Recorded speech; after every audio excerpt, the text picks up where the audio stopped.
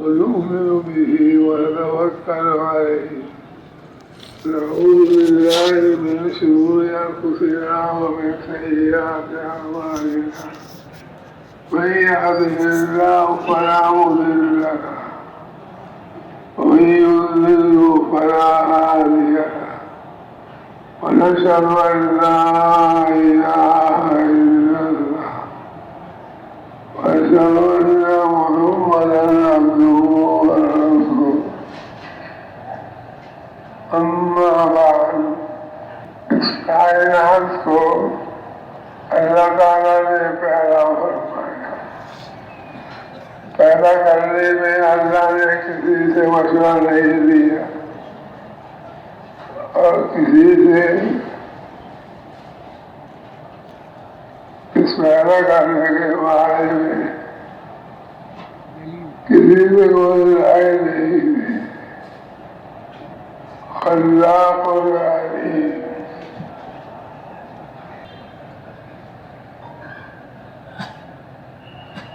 وما خلقت الجن والإنس إلا ليعبدون. انسانوں اور جنات کو اللہ تعالیٰ نے اپنی عبادت کے لیے پیدا کیا. یہ میرے ترجمہ. بسم اللہ الرحمن الرحیم. مولانا نے جیسے فرمایا کہ اللہ تعالیٰ نے تمام کائنات کو پیدا فرمایا اور خود ہی قرآن میں فرمایا کہ ہم نے انسانوں اور جنات کو اپنی عبادت کے لیے پیدا کیا. اور عبادت بڑی بڑی چار ہے: نماز، روزہ، حج، زکوٰۃ. باقی انسان کی 24 گھنٹے کی زندگی یہ سب عبادت ہے. اگر یہ 24 گھنٹے کی زندگی اللہ کے حکم کو سامنے رکھ کر اور رسول اللہ صلی اللہ علیہ وسلم کے طریقے کو سامنے رکھ کر گزار رہا ہے تو اس کا چلنا، اس کا پھرنا، اس کا اٹھنا، اس کا بیٹھنا، اس کا کھانا، اس کا پینا، اس کا بیوی بچوں کے ساتھ رہنا اور بازار میں جانا، کاروبار کرنا، ملازمت کرنا، جس شعبے زندگی سے بھی تعلق ہے، جس شعبے زندگی میں ہے، وہ سب عبادت ہی عبادت. اس لیے کہ اللہ کے امر کو اس نے سامنے رکھا. اللہ کا امر وہ ساتوں آسمان، ساتوں زمین اور جتنی چیزیں ان آسمان اور زمین کے اندر ہے ان سب سے زیادہ قیمتی. تو اللہ نے جو امر کیا ہے، نماز کا امر ہے، روزے کا امر ہے، حج کا امر ہے. اگر پیسے ہیں تو سفر کا خرچہ ہے تو اس کو اوپر حج فرض ہے، یہ اللہ کا امر ہے. پیسے ہیں اور نصاب ہے تو زکوٰۃ دینا، یہ اللہ کا امر ہے. اور اللہ کا ایک ایک امر، یہ چار تو بڑے بڑے ہیں، یہ چار بڑے بڑے ہیں، لیکن ایک ایک امر وہ ساتوں آسمان اور زمین اور جتنی چیزیں ہیں اور جتنی مخلوقات ہیں ان سب سے زیادہ طاقتور. اور پھر ان تمام اوامر میں جو ایک انسان کے اعتبار سے ہے، وما خلقت الجن والانس الا لیعبدون میں جیسے کہہ دیا کہ انسانوں اور جنات کو ہم نے اپنی عبادت کے لیے پیدا کیا. لیکن شاہ عبد القادر محدث دہلوی فرما رہے ہیں کہ اپنی بندگی کے لیے پیدا کیا. وہ ترجمہ کرتے ہیں بندگی. تو عبادت اور بندگی ایک ہی چیز ہے. بڑی بڑی عبادتیں مولانا نے فرمایا 4 ہیں، لیکن 24 گھنٹے کا ہر عمل عبادت ہے کہ جب وہ بندہ بن کر رہے، بندگی کے ساتھ رہے کہ میرے آقا، میرے مولا، میرے اللہ جو مجھے کہیں گے مجھے وہ کرنا ہے، جس سے مجھے روکیں گے اس سے مجھے رکنا ہے۔ اب پتہ کیسے چلے گا کہ میرے اللہ مجھے کیا کہہ رہے ہیں اور میرے اللہ مجھے کس چیز سے روک رہے ہیں؟ وہ انبیاء علیہم الصلوات والتسلیمات اپنے اپنے زمانے میں، اپنے اپنے علاقے میں، اپنی اپنی قوموں میں، اپنے اپنے قبیلے میں آ کر اللہ کی طرف سے بتلاتے تھے کہ اللہ کیا کرنے کو کہہ رہے ہیں اور کس سے رکنے کو کہہ رہے ہیں۔ سب سے آخر میں امام الانبیاء، سید المرسلین، خاتم النبیین، شفیع المذنبین، سرور کونین، تاجدار دو عالم، محمد مصطفیٰ احمد مجتبی صلی اللہ علیہ وسلم کو اللہ جل جلالہ و عز والہ نے کسی ایک شہر، ایک علاقے، ایک ملک، ایک زبان والے، ایک قوم، ایک قبیلے کی طرف یا عرب کی طرف یا عجم کی طرف نہیں بھیجا، بلکہ تمام اقوام عالم اور قیامت تک آنے والے ہر انس اور جن کے لیے، صرف انسان نہیں، تمام انسانوں اور تمام جنات کے لیے نبی اور رسول بنا کر بھیجا اور یہ پیغام دے کر بھیجا کہ اللہ کیا چاہتے ہیں اور کس کے کرنے سے اللہ خوش ہوتے ہیں اور کس کے کرنے سے اللہ ناراض ہوتے ہیں۔ حضرت محمد صلی اللہ علیہ وسلم نے آ کر تمام اقوام عالم کی طرف آواز لگائی، یا ایھا الناس قولوا لا الہ الا اللہ تفلحوا، اے دنیا جہاں کے انسانوں، اے دنیا جہاں کے انسانوں، بادشاہوں، وزیروں، فقیروں، غریبوں، مسکینوں، مال والوں، بے مال والوں، عقل سمجھ زیادہ رکھنے والوں، نہ رکھنے والوں، علم والوں، بے علم، پہاڑوں پہ ٹھکانہ کرنے والوں، جزیروں میں بسیرا بسانے والوں، افریقہ میں رہنے والے، امریکہ میں، بلوچستان میں یا ہندوستان میں، قازقستان میں یا کرغزستان میں، دنیا کے جس کونے خطے میں رہنے والے انسان ہیں، سب کے سب کو حضور صلی اللہ علیہ وسلم نے آواز لگائی کہ تم سب اللہ کو الہ تسلیم کر لو، تم کامیاب ہو جاؤ۔ اللہ کو دل میں اتار لو، ایک اللہ کی ذات ہے، باقی سب۔ حاجی صاحب رحمۃ اللہ علیہ فرماتے تھے کہ مولانا الیاس صاحب رحمۃ اللہ علیہ سے یہ بات سنی کہ اللہ کے سوا سب دھوکہ ہے، سب دھوکہ ہے، اللہ ہے بس۔ اس اللہ کو الہ تسلیم کر لو۔ الہ کسے کہتے ہیں؟ جس سے سارے کام بنے وہ الہ ہے، جس سے سارے کام بنے اسے الہ کہتے ہیں۔ ہر حاجت جس سے پوری ہو، ہر ضرورت جس سے پوری ہو، ہر تقاضے جس سے پورے ہوں، ہر مرض اور بیماری جس سے دور ہو، ہر پریشانی جس سے ختم ہو، ہر خواہش جس ذات سے پوری ہو، اس ذات کو الہ کہتے ہیں۔ اس لیے فرمایا اللہ کو الہ تسلیم کرو، دل میں اتار لو۔ یقین کسے کہتے ہیں؟ دل میں اتر جانے کا نام یقین ہے۔ دل میں یہ بات، اس کا یقین کر لینا کہ اللہ سارے کام میرے بنائیں گے اور اللہ کے علاوہ سب بگاڑنے والے اکیلے اللہ بنانے والے ہیں۔ اللہ سے ہوتا ہے، اللہ کے غیر سے کچھ نہیں ہوتا۔ اس بول کو مولانا یوسف صاحب رحمۃ اللہ علیہ فرماتے تھے، آئی صاحب نے فرمایا تو مولانا یوسف صاحب رحمۃ اللہ علیہ فرماتے تھے اس کو اتنا بولو، اتنا بولو، اتنا بولو اور سنو، بولنا اور پھر سننا کہ اللہ سے ہونا، اس کو بولنا اور سننا اور پھر تنہائی میں بیٹھ کر سوچنا کہ جو بول میں بول رہا تھا کہ اللہ ہی کرتے ہیں، اللہ کے سوا کوئی کچھ نہیں کرتا، میرے اپنے دل میں یہ بات کتنی اتری۔ اور جب تنہائی میں غور کریں گے تو پتہ چلے گا اپنا دل تو خالی خالی ہے۔ اب ہاتھ اٹھا کر رو رو کر اللہ سے اس بول کی حقیقت کو مانگنا، فرمایا کہ اتنا بولنا سننا، تنہائی میں سوچنا اور مانگنا کہ ہمارے دل دماغ روح پر بس اللہ چھائے رہے، اللہ چھائے رہے، ہر آن ہر گھڑی میں، ہر حاجت میں، ہر ضرورت میں، ہر بیماری میں، ہر پریشانی میں ہمارا رخ اللہ کی طرف ہو، اللہ کے غیر کی طرف ہو۔ جب جب جو مسئلہ پیش آئے فوراً اللہ کی طرف رجوع کریں کہ اس موقع پر اللہ کا کیا حکم ہے، اور ہمارے نبی حضرت محمد صلی اللہ علیہ وسلم نے اس حکم کو کیسے پورا کرنے کو کہا یا کیسے پورا کر کے دکھلایا، اور کیسے صحابہ اور صحابیات رضوان اللہ علیہم اجمعین سے کروایا۔ تو اللہ کے اوامر سارے آسمان زمین اور ساری مخلوقات سے زیادہ طاقت اور قوت رکھتی ہے۔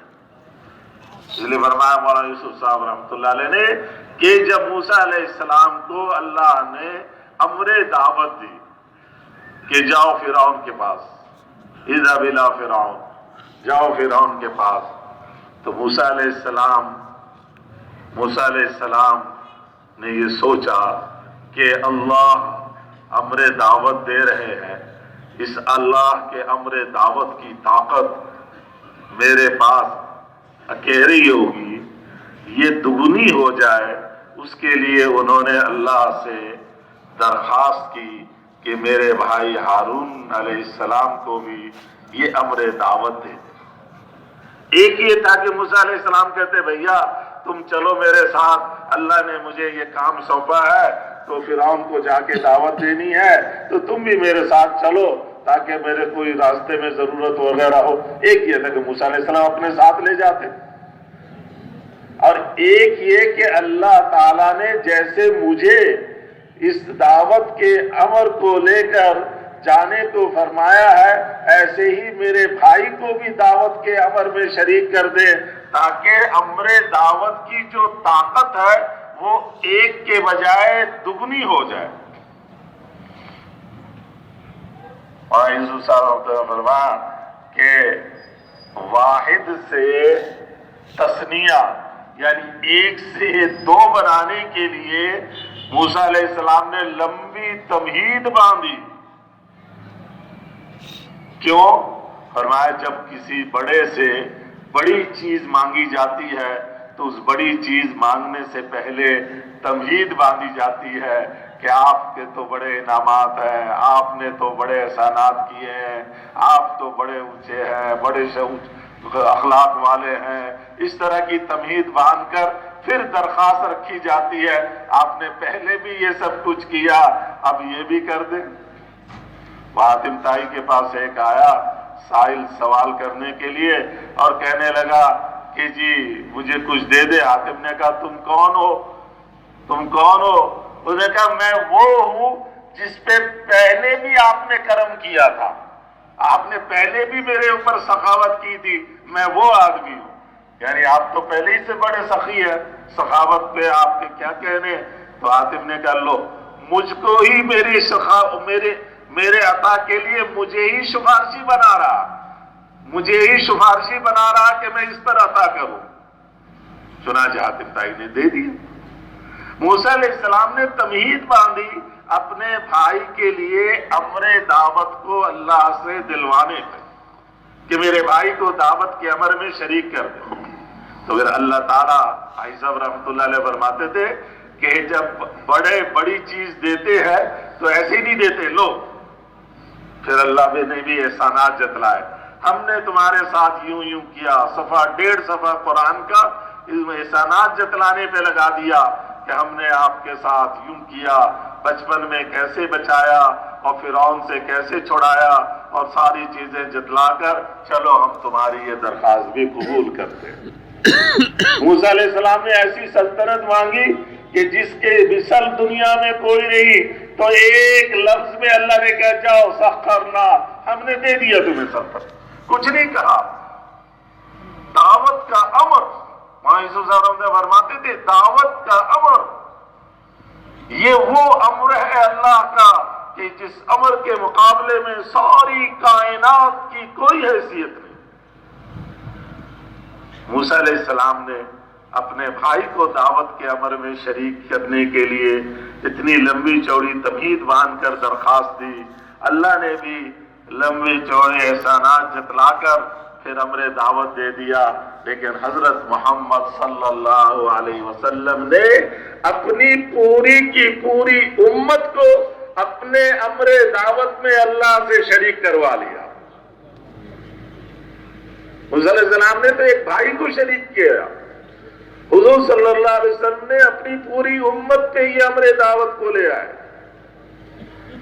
حضور کے ہر مرد، ہر عورت، ہر بوڑھا، ہر جوان، ہر بچہ، ہر بچی، ہر چھوٹے، ہر بڑے، پڑھے لکھے، ان پڑھ، امیر، فقیر، بادشاہ، غیر بادشاہ، مالدار، بے مال والا، پڑھا لکھا، ان پڑھ، عالم، غیر عالم، بینا، نابینا، صحت مند، بیمار، سننے والا، نہ سننے والا، افریقہ کا، امریکہ کا، ایشیا کا، آسٹریلیا کا، دنیا کے جس علاقے، جس زبان والا جو اللہ پر ایمان لے آیا اور اللہ کے رسول صلی اللہ علیہ وسلم پر ایمان لے آیا، وہ حضور صلی اللہ علیہ وسلم کی محنت میں آپ کا ساتھی ہو گیا۔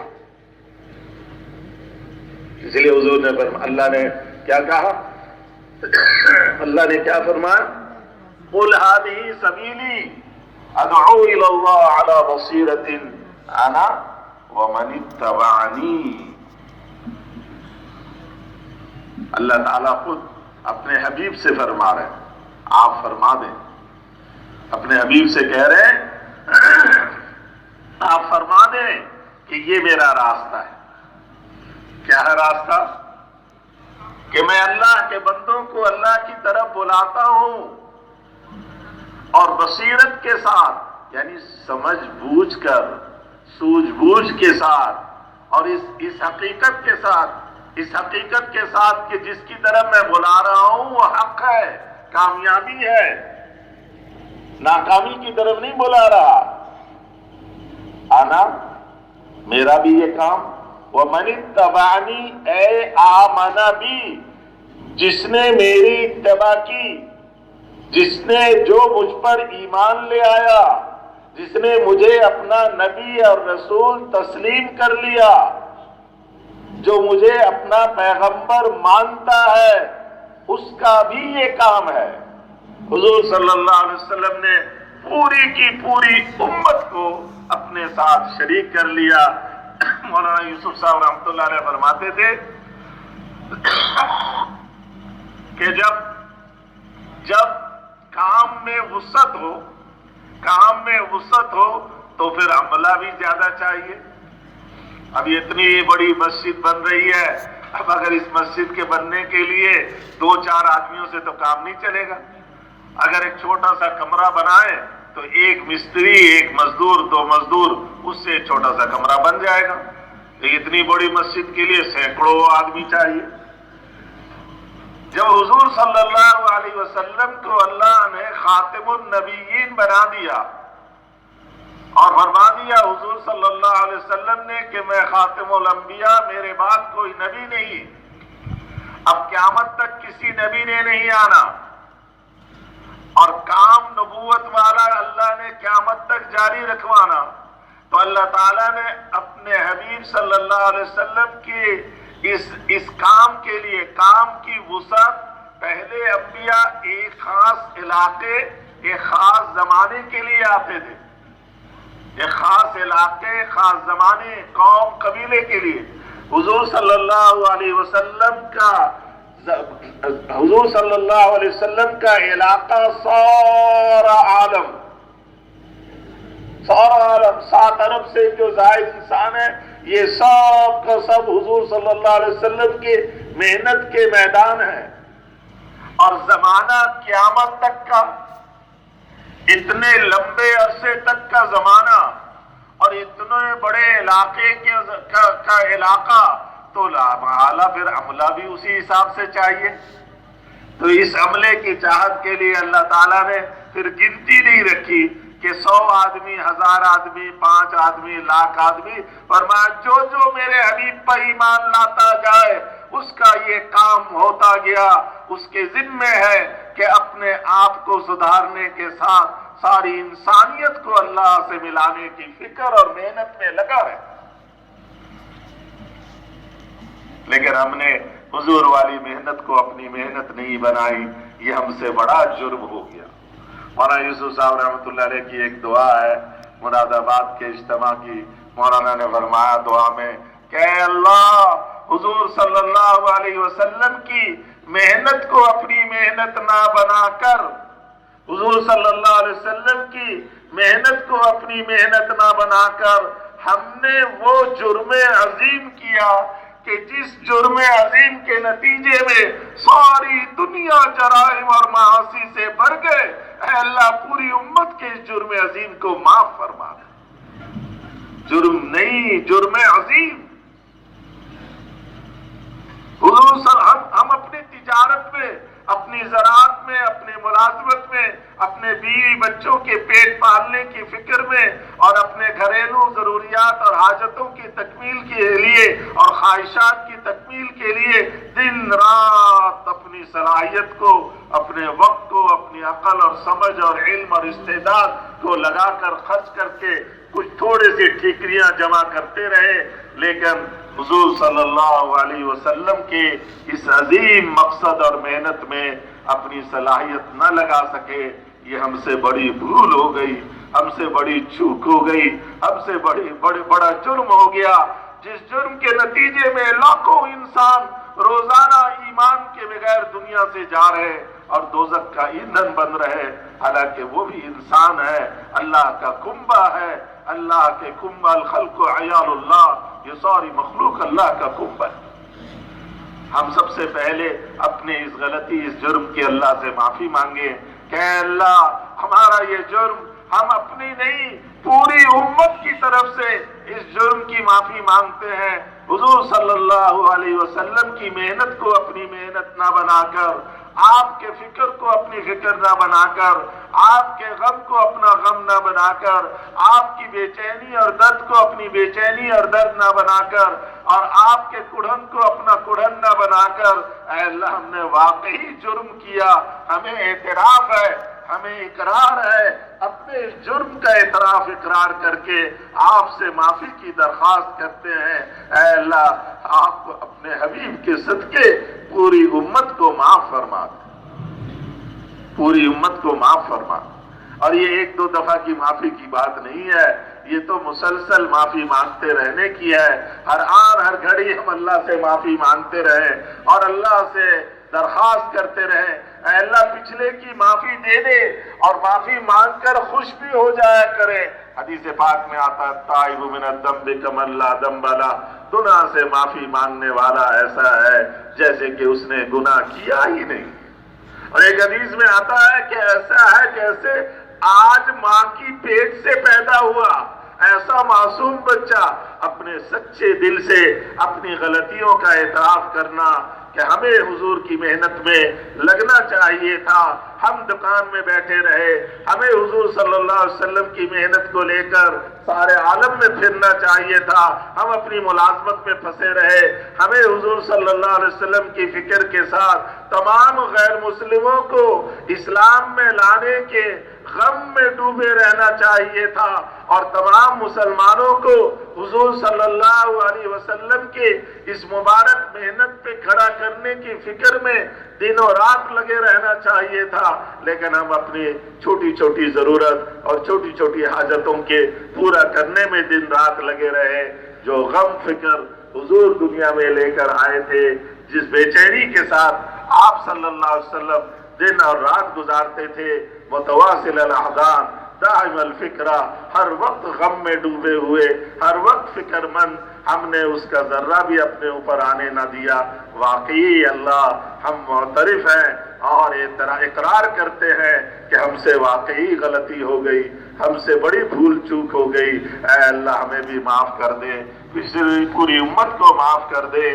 اللہ آئندہ کے لیے عزم کرتے ہیں اور آئندہ کے لیے ارادہ کرتے ہیں، اب تک کی تو معافی دے دے اور آئندہ اس کام کو کام بنا کر چلیں گے، کام کے ہر تقاضے پہ لبیک کہیں گے، ہر کام کی ضرورت اور حاجت پہ اپنے آپ کو پیش کریں گے، اپنے مشورے والوں کے آگے رکھیں گے، مشورے والے مشورہ کر کے تقاضے کے جس مد میں ہمیں استعمال کرنا چاہیں ہمیں استعمال کریں، ہم اس کے لیے تیار ہیں۔ اے اللہ تو ہمیں قبول کر لے اور پوری امت کو قبول کر لے، ہم سب کی قیامت تک آنے والی نسلوں کو اس مبارک محنت کے لیے قبول کر لے۔ جہاں دن میں لوگوں میں پھر کر ان کے دلوں میں اللہ کی عظمت اور بڑائی بٹھا کر، حضور صلی اللہ علیہ وسلم کی محبت بٹھا کر، حضور والے اس مبارک محنت کے لیے ان کو نکالنا، وہاں راتوں کی تنہائی میں ہاتھ اٹھا کر پیشانی زمین میں رگڑ کر سجدے کرتے ہوئے، آنسو بہاتے ہوئے، گڑگڑاتے اور سسکتے ہوئے اللہ سے درخواست کرتے ہوئے کہ اللہ یہ سارے انسان آپ کا کنبہ ہے، اپنے کنبے کو اپنے دوزخ سے بچا لیں۔ اے اللہ یہ کنبہ لاکھوں انسان ایمان کے بغیر روزانہ دوزخ کا ایندھن بن رہے ہیں، اے اللہ تجھ سے تیرے کنبے کے لیے بھیک مانگتے ہیں، اے اللہ اپنے کنبے کو دوزخ سے بچا لے۔ اے اللہ سارے انسانوں کے دلوں کے رخ کو اپنی ذات عالی کی طرف پھیر دے، تمام مسلمانوں کو حضور صلی اللہ علیہ وسلم کے مبارک محنت کے لیے کھڑا فرما، ہماری کمی کوتاہیوں سے درگزر فرما، ہم سب کو معاف فرما۔ روزانہ یہ دعا مانگنے کی ضرورت ہے، دن میں محنت کرنا اور راتوں کی تنہائی میں اللہ کے سامنے گڑگڑانا کرنے والی ذات تو اللہ کی ہے۔ اللہ کا ارادہ ہو جائے، ہمارے حاجی صاحب رحمۃ اللہ علیہ فرماتے تھے، اے جان بس اللہ چاہ لے، جیسے بچہ ماں سے چمٹ کے کہتا ہے اماں دے دے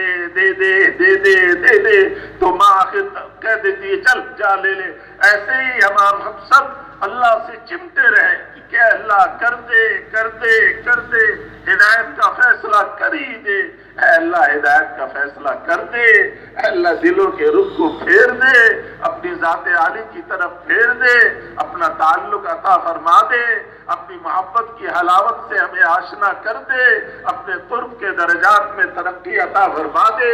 اللہ سے چمٹے رہنا، مانگتے رہنا ہماری عادت ہے۔ ایسا فرماتے تھے بس 2-4 دفعہ مانگا پھر چھٹی، ملے نہ ملے کوئی بات نہیں، ایسی بات نہیں ہے، اللہ سے کہتے رہنا۔ آئی صاحب نے سنایا کہ تھانہ بھون حضرت مولانا اشرف علی تھانوی رحمۃ اللہ علیہ کہ یہاں کنویں کا پانی کھارا ہوا کرتا تھا، کروا، اور حضرت جو ہے وہی پانی پیتے تھے اور پانی پیتے ہوئے دعا مانگتے تھے، الحمدللہ الذی جعلہ عذبا فراتا برحمتہ ولم یجعلہ ملحا اجاجا بذنوبنا۔ اے اللہ تیری تعریف ہے کہ تو نے اپنی رحمت سے اس پانی کو ٹھنڈا میٹھا بنایا، حالانکہ کڑوا اور کھارا ہے، اور دعا کہہ رہے ہیں کہ اللہ آپ نے اپنی رحمت سے بنایا، ہمارے گناہوں کی وجہ سے اسے کھارا اور کڑوا نہیں بنایا۔ کھارا کڑوا پانی پیتے ہوئے حضرت مولانا اشرف علی تھانوی رحمۃ اللہ علیہ روزانہ یہ دعا مانگتے تھے پانی پیتے ہوئے، اور اس نیت سے مانگتے تھے کہ اس کی برکت سے اللہ پانی میٹھا کر دیں گے۔ حاجی صاحب رحمۃ اللہ علیہ نے فرمایا کہ 12 سال تک حضرت دعا مانگتے رہے اور 12 سال بعد کنویں کا پانی میٹھا ہو گیا۔ ہم تو 12 دن کے بعد چھٹی کر دیتے ہیں، 12 دن تو کیا 12 سیکنڈ کے بعد ہی چھٹی کر دیتے ہیں۔ اگر امام صاحب نے تھوڑی سی دعا لمبی کر دی تو امام بیچارے کی خیر نہیں، امام صاحب کتنے کام ہوتے ہیں لوگوں کے، ذرا مختصر کیا کریں دعا۔ اللہ سے جی لگانا، حاجی صاحب رحمۃ اللہ علیہ فرماتے تھے بیوی سے بات کریں گے گھنٹوں کرتے رہیں گے پتہ ہی نہیں چلے گا، دوست آ گیا تو دوست سے صبح سے شام باتیں کیے جا رہے ہیں پتہ ہی نہیں چل رہا، ساری رات لگے ہوئے ہیں بچوں سے پیار میں باتیں کیے جا رہے ہیں، لیکن اللہ سے بات کرنے میں ہمارے چند سیکنڈ میں ختم ہو جاتا ہے، ابھی جی نہیں لگا۔ فرمایا کہ حضرت شیخ الحدیث مولانا زکریا صاحب رحمۃ اللہ علیہ تشریف فرما تھے تو ایک صاحب آ گئے بڑے دنیا والے. حاجی صاحب نے کہا کہ میں بھاگا بھاگا گیا. میں نے کہا جی آپ بیٹھے, میں شیخ کو دیکھتا ہوں. شیخ سے ملنے آئے تھے. شیخ اپنا مشغول تھے, اللہ سے لو لگائے بیٹھے تھے. تو جب حضرت حاجی صاحب پہنچے تو پہنچتے ہی جو ہے بیٹھ گئے ادب سے کہ شیخ متوجہ ہو جائیں گے. تھوڑی دیر میں شیخ کو محسوس ہوا کہ کوئی بیٹھا ہے. تو جب دیکھا تو عبدالوہاب صاحب تھے. تو جو ہے عبدالوہاب صاحب فوراً جب دیکھا کہ شیخ دیکھ رہے ہیں, کہنے لگی جی وہ صاحب آئے ہیں آپ سے ملنے کے لیے, تو اگر آپ جو ہے. تو شیخ نے ایسی ناراضگی کا اظہار کر کے کہا تیری کی انوارات کی بارش ہو رہی تھی, کیا بیچ میں مخل ہو گیا؟ انوارات کی بارش ہو رہی تھی. حاجی صاحب کہتے مجھے آج تک یاد کہ جب اللہ سے آدمی کا جی لگ جاتا ہے, اللہ سے باتیں کرنے میں مشغول ہوتا ہے, تو پھر اللہ سے باتیں کرنے کے جو مزے ہیں, انوارات ہیں, وہ بھی یہی لوگ جانتے ہیں جس کا اللہ سے جی لگ جائے. پھر گھنٹوں اللہ سے باتیں کر رہے ہوں گے, مزے ہی آ رہے ہیں, مزے آ رہے ہیں اللہ سے باتیں کرنے میں چپکے چپکے. اسی لیے کیا کہا ہے مناجات. مناجات کسے کہتے ہیں؟ سرگوشی. اللہ سے چپکے چپکے باتیں کریں گے نا انشاءاللہ. رب شب درمیان, رب مہربان, یہ رات ہمارے بیچ میں ہے, اللہ سے پچھلے کی معافی مانگیں اور یہ نیت کریں کہ ہم اس کام کو اپنا کام بنائیں گے, اس کام کو اپنا کام بنائیں گے. مولانا نے اپنی تمام تکالیف کے باوجود, مولانا شیخ کے, مولانا کے استاد ہیں, مولانا کے شیخ ہیں زکریا صاحب, مولانا زکریا صاحب, تو اس لیے میں نے یہ ذکر بھی کیا. مولانا اپنی تمام معذوری, تکلیف, بیماری کے باوجود صرف آپ لوگوں کی محبت میں یہاں چلے آئے. آپ لوگوں کی محبت میں یہاں آئے کہ ہمارا یہ مجمع کراچی کا ہر وقت, چونکہ مولانا کا بچپن کراچی میں گزرا, بچپن کراچی میں گزرا, اور مولانا نے یہاں سے کراچی سے حاجی عبدالوہاب صاحب نے مولانا کو اٹھایا اسکول سے اور جا کر مدرسے میں داخل کیا. کراچی سے اٹھا کر لے کے گئے. اور حاجی صاحب نے سنایا کہ جب میں اسٹیشن پہ پہنچا اور اس کو میں نے احسان سے کہا تھا کہ تو آ جانا گاڑی اتنے بجے, تو احسان جو ہے وہ پہنچا نہیں. اب میں بار بار دروازے کی طرف دیکھ رہا ہوں. پھر میں نے دل میں کہا کہ میرے بچے کو شاید میں اپنی بات سمجھا نہیں سکا. تو جب گاڑی چھوٹنے لگی تو دیکھا احسان دوڑا چلا آ رہا, کانپتے کانپتے, سانس اس کا زور زور سے. تو جب آیا میں نے کہا احسان کہاں رہ گیا تھا؟ تو احسان صاحب نے کہا کہ جی وہ میں نے سوچا کہ میں مدرسے جا رہا ہوں دین پڑھنے کے لیے, بال میرے انگریزی ہیں اسکول والے, تو یہ بال لے کے میں مدرسے جاؤں, اس لیے میں نائی کے پاس چلا گیا تھا بال کٹوانے کے لیے. حاجی صاحب خوش ہو گئے کہ لو ہمارے بچے نے ابتدا یہاں سے کر دی. اس لیے حاجی صاحب فرماتے تھے کہ ہمارا پہلا بچہ ہے جس کو ہم نے تبلیغ کے اس پر مدرسے پڑھایا اور عالم بنایا. اس لیے حاجی صاحب کو بھی یہی ہوتا تھا. جب حاجی صاحب نے بچپن سے پرورش کی, بچپن سے بیٹے کی طرح, حاجی صاحب کی اپنی اولاد تو تھی نہیں, اگر دنیا میں کوئی تھی تو ایک تھے مولانا احسان صاحب. اس لیے وہی حاجی صاحب والی وہی بے چینی, وہی درد, وہ غم کہ وہاں رائبنڈ رہتے تو پریشان رہتے, کیونکہ میں کراچی اجتماع میں نہیں گیا, اس لیے کراچی اجتماع میں آ گئے یہاں پہ آپ لوگوں کے پاس. بولنا چاہتے تھے یہ باتیں آپ لوگوں سے, لیکن آپ لوگوں کو دیکھ کر ان کی طبیعت میں بشاشت ابھی آ گئی. اب اگر آپ لوگ سارے یہ نیت کر لیں تو ان کی صحت بھی اچھی ہو جائے گی انشاءاللہ, اور خوشی بھی ہوگی. اللہ والے کو خوش کرنا یہ اللہ کی رضامندی کو لینے کا بہت بڑا ذریعہ ہے. اگر آپ لوگ مولانا کو یہ عزم کر کے بتلا دیں کہ اب تک کی معافی مانگ لی اور اب پکی نیت کر لی ہے, اسی اجتماع سے نقد اللہ کے راستے میں 4 مہینے کے لیے اور 40 دن کے لیے اور اندرون سال کے لیے اور بیرون سال 7 مہینے کے لیے تیار ہے, تو پھر انشاءاللہ اللہ کی رحمت بھی اترے گی اور ساری انسانیت کا بھلا ہو جائے. تیار انشاءاللہ اس کے لیے؟ کھڑا کریں یا صرف ہاتھ پہ تو آدمی کھڑا نہیں ہوتا, کھڑے ہو کر دکھا دیں ماشاءاللہ کہ ہم انشاءاللہ اسی اجتماع سے نکلیں گے. ادھار والی بات نہیں, اسی اجتماع سے نکلیں گے. مولانا اتنی مشقت اور تکلیف اور بیماری کے باوجود کہاں سے آئے, اور کن تکلیفوں کے باوجود آپ لوگوں کے سامنے آئے.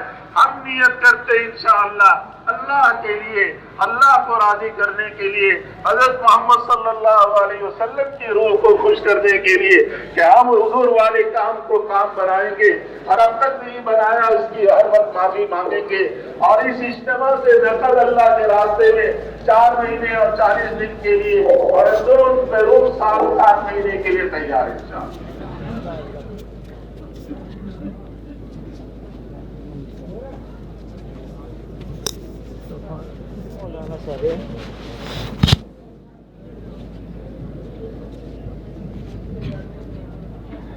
تشریف رکھیں جی, آپ حضرات تشریف رکھیں, بیٹھ جائیں.